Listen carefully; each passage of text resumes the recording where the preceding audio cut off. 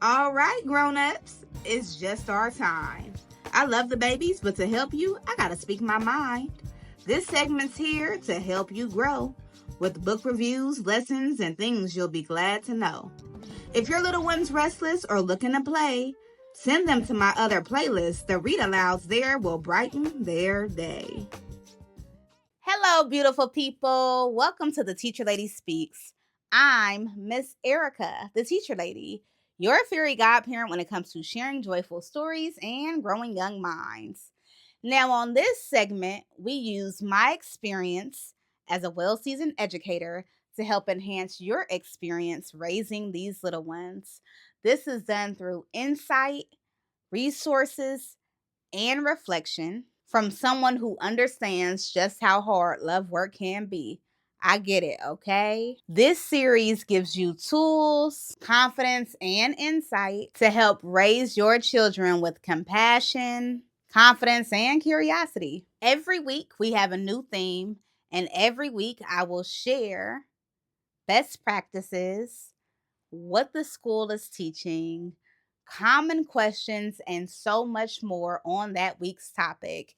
And this week, we are learning all about friendship. How do you get your child to be a better friend?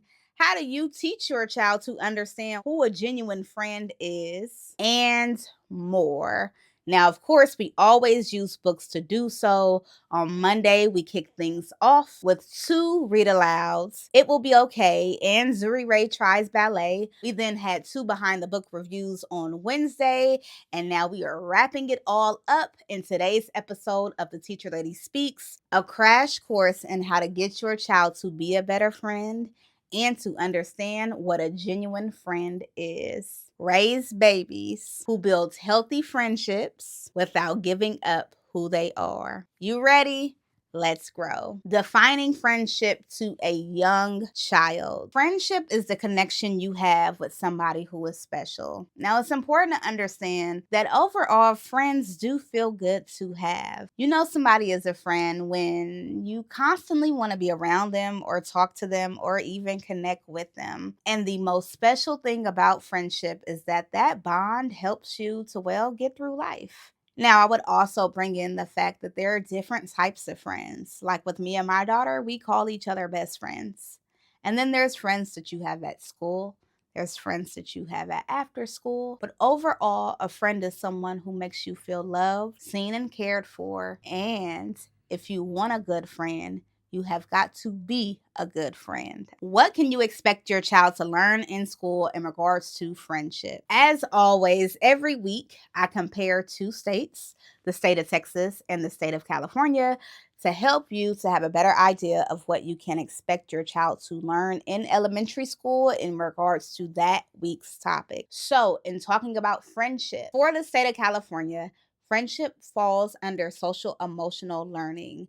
And although it is encouraged by California's curriculum, there is no statewide mandate that says that your child has to learn about friendship or connection in the classroom. What this means, it is left up to the school district or that individual teacher to make sure that they are learning best practices when it comes to friendship. And of course, as always, they may or may not actually learn it because it depends a lot on how that child receives information. Okay, so California does not have a mandate. Let's look at Texas. So the state of Texas does require character education through its education code on friendship and empathy. It encourages teachers to put it and build it into the lesson plans that they're already working on. But schools are expected to teach skills like making new friends, building connections, resolving conflicts, and even understanding differences. Now, I will say that although it is a required element of their social emotional program, again, there is a lot of flexibility on how you go about teaching it. And so in my classroom, when I'm teaching friendship, it's intentional. It's not passive. There are passive teachers and then there are intentional teachers. There are passive lessons and there are intentional lessons. When I want to teach a child about friendship, We discuss it, we talk about it like we would math, reading, or any other subject. Texas requires that it be embedded into the curriculum, but it's a little loose on how you go about it, which again means, what am I about to say? Your child may or may not actually learn about friendship, the core of friendship and connection, community building in class. Now, that said, school itself is a powerful teacher when it comes to friendship, and they will meet friends and they will meet people and they will connect with those people, and out of that will come friendship. But if they are not understanding that a friend is not going to intimidate you or make you do something that makes you feel uncomfortable, if they don't know, if they don't have a basis, if they're not taught how to differentiate what's a friend and what's a foe, they may have a hard time. Oftentimes, educators will bring up friendship in things like story time or circle time. They may talk about, wow, thank you for being a good friend today, and give a star to a student. Those are a lot of the things that I see when I am working with teachers in the schools. But overall, intentional lessons are rare when it comes to learning about this topic in school. I mean, think about it. When you were in school, do you remember educators sitting you down and saying, these are the elements and the qualities of a good friend, or this is how you become a good friend? No. It's again another thing that we're expected to know. We expect children to know without intentionally teaching them. Best practices at home. Best practice that you can give is letting your child know what friendship feels like. Now, of course, you can use the resources I discussed on this episode and books to be able to do so, but it's super important that children understand early what a friend feels like. This is because young children are easily manipulated, and manipulated young children become vulnerable adults that are susceptible to being used, to being misused. And so, explaining early what a friend is and what a friend is not is going to save your child a lifetime of pain. Being able to recognize when somebody truly wants to be your friend and when somebody is taking advantage or has some sort of alternate motive. And that best practice comes early and consistently. When your child comes home from school, discuss their friends. Who'd you play with today? Oh, what did that feel like? Huh, interesting. I know with my daughter, there was a period where she had to be everyone's friend and everyone had to be her friend. And it took a while and a lot of conversations to understand, baby, that's not how people work. You have different personalities, you have different interests. The list continues. And you cannot force friendship. If somebody does not want to be your friend, that is their prerogative. The best thing a person can do is make it clear how they feel about you. And so, having these uncomfortable conversations consistently, understanding who your child is, who they play with, is an excellent best practice. I would also make sure that you talk to your child about quality versus quantity. I feel like with children, especially nowadays, popularity is super important. The more people that like you, the better. And that's just not the case. I would explain to them that a good friend is rare, and that if you have one good friend, you are winning in life, that you don't need a bunch of people, you just need the right people. When you start to normalize these things and combat the messages that they are hearing, it helps a lot, because inevitably they're going to face a situation where they want to be around more people. They want somebody, the popular, the cool kid, to like them. They want to be able to like everybody. And that just, again, isn't reality, and it isn't the case. Now, when it comes to building friendships and connection, and your child is weird, they're quirky, they're different, they're outspoken, or they don't speak at all, there is something unique about them. Put them in spaces with people who are also weird, with children who are also quirky, with children that are also unique, and they will find comfort in that. So, if you have a child that is clearly a theater kid, try to find them a theater program so that they can start to build relationships with people who understand how they work, because they work in a similar way. And as always, this should be in the resource section, but if finances is a concern, go to your local library. Go to your local city hall and find the free resources so that your child can still build those connections with those other unique children without you breaking the bank. But a beautiful best practice would be to get them around people that they can connect with, even in terms of identity, right? So if there's only 5 Black kids in your child's school, you're gonna need to find them a program for with other children that are Black. If your child constantly wants to dance and they are at a traditional school where dancing literally is not allowed, they need to sit down and look at the board, you're gonna have to find them a dance program. If you want to build friendship, if you want them to have genuine friends, you're gonna have to put them in spaces that connect with their personality. Another best practice when it comes to having children be good friends and receive good friends is self-confidence and self-assurance. I remember when my daughter went to the park, she was about 4 years old at the time, maybe 5, and she wanted to play with this group of girls who clearly did not want to play with her. And she ran over to me and she was distraught.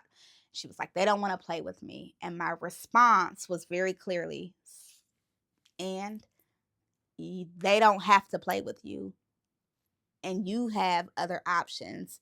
You can play by yourself. I'll get up and play with you, or you can find another friend to play with.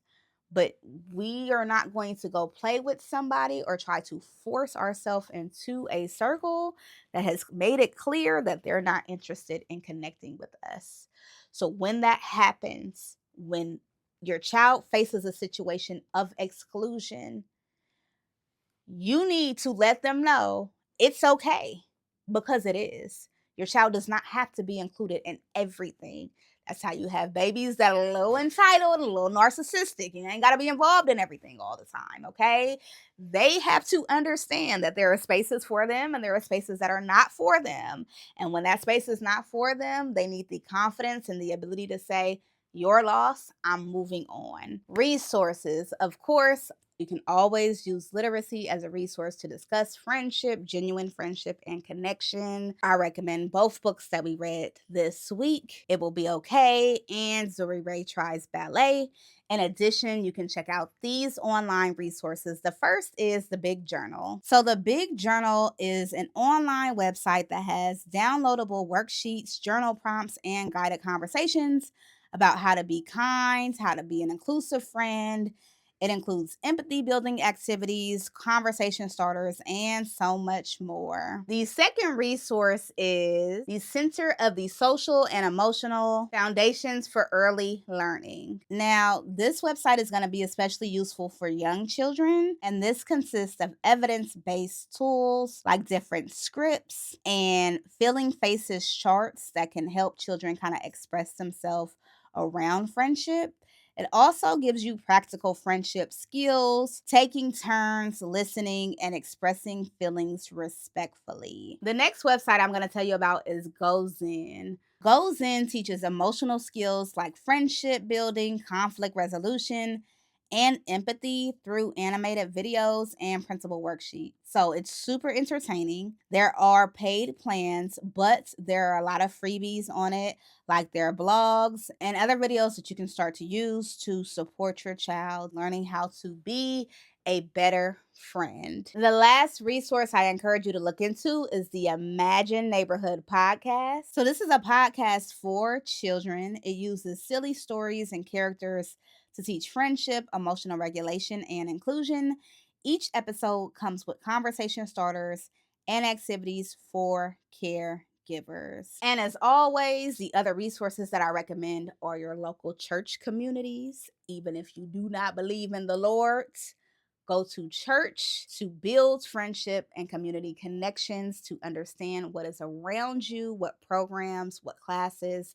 The same for your public library. Those are going to be 2 additional resources that you can always utilize to help your child kind of figure out and navigate community and friendship. Let's get into some common questions or statements that we hear and how to combat them. One of them is people need to teach their children how to be better friends. In order for your child to get friends, they need to be a friend.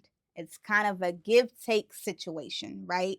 And I think part of this process needs to be you teaching your child that you cannot receive good all the time without giving good. You have to treat people the way you want to be treated. If you want a good friend, you're going to have to be a good friend. If you want a person to share, you're going to have to share.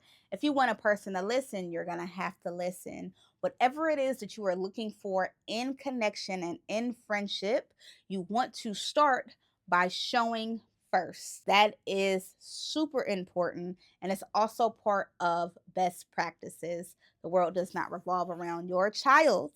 Instead, your child needs to put into the world what it is that they want to come back to them. Another common statement or question is what to do if your child is being bullied and they just don't have any friends. Now, there are a few tiers because I don't know that we fully understand what the legal definition of bullying is. Bullying is consistent torture. It's not something that happens one time, it's not an off statement. It means that day in and day out, your child is being harassed or mistreated by another person in that school or in whatever community that they're in. And if that is the case, baby, we're not talking about friendship. We're going to have to make sure to get that child safe because bullying, which we will have an entire week on, mentally ruins children, mentally ruins people. Some of us are getting bullied in our workplace, right? We cannot have that. And so, if that is the case, even a good friend, I would say, does not combat the fact that your child is being bullied. You are going to have to go through and do proper due diligence, talk to that principal, get your child in a space that is safe. But I would not combat that by making sure that they have more friends. Instead, I would make sure that they are in an environment where they can actually thrive, think, and connect with the people that are around them. I also got a message that a woman helped to raise a child and their friends. They were best friends for years and now they're no longer friends. She still has a connection with the child and her child feels like you need to cut them off. What do you do?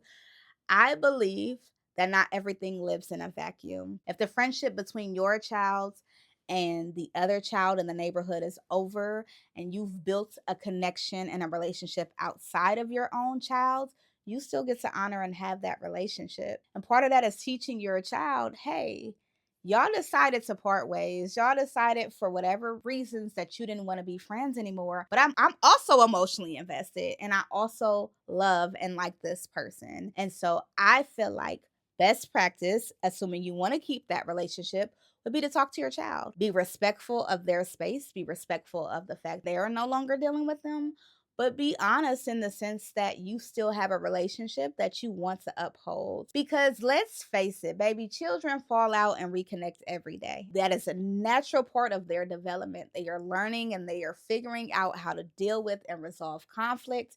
They're figuring out what a friend is. So you do not have to completely uproot yourself in your relationship, assuming that the other child did not hurt your child. Now, if the other child did hurt your child, or has done something that is inappropriate, unkind on another level, yeah, the loyalty in me says that that's a wrap. That's, of course, a personal opinion. I guess this is all my personal opinion. But if it's just the fact that you two no longer click like you used to click, I still get to hold and have that relationship. When to seek help if your child is completely alone, if they don't want to connect with anybody, if they don't have an interest in connecting, and that includes with you, I would go see somebody about it. Go check in with a guidance counselor or a school counselor, maybe a local therapist, just to make sure that that is okay. Some children legitimately like being to themselves, and it doesn't necessarily mean anything is wrong. They just might be more of an introvert and not interested in connection on that level. But if you are noticing as months go by that they are completely withdrawn, I would make sure that they're okay. I would also seek help if you notice that your child is constantly trying to give and overcompensate, almost this desperation for friendship. And it's not changing with all the discussions that you or your spouse or the caregivers are having. So I will see teaching in schools children steal from their parents to try to give another child money for friendship, not even that the other child is bullying them, but trying to buy their way into friendship. And so if you notice signs of that and you're having discussions and you're telling them that this is not it and that's not changing, I would also seek help. And lastly, I would seek help if your child says that their friend is making them do things that they are uncomfortable with. And so, a lot of times when we are trying to figure out what's a friend and what's not, we get put in super uncomfortable situations. And if that is the case, you make sure you go talk to that school administration. You make sure you go talk to whoever you need to keep your child safe. Your child cannot be a good friend, they cannot receive good friendship if they feel unsafe. Safety is key to all of this. Safety, and then they can be empathetic, they can build relationships, and they can understand how the world around them works, but they cannot do that if they are in uncomfortable situations, if they are being bullied, or if they are being mistreated. My final thoughts are that friendship is such a huge topic. It is really important for children to have friends, be part of community, to feel connection, and that is two-sided.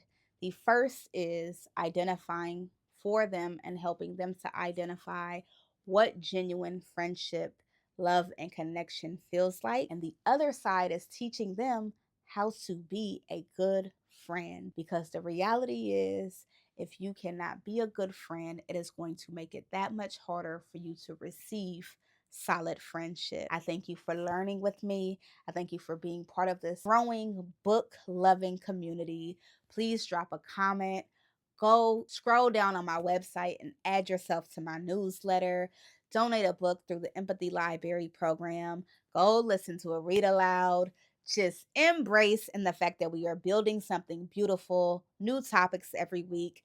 Thank you for being here. Till next time, remember to enjoy the moment or go be a joy in the moment. Bye.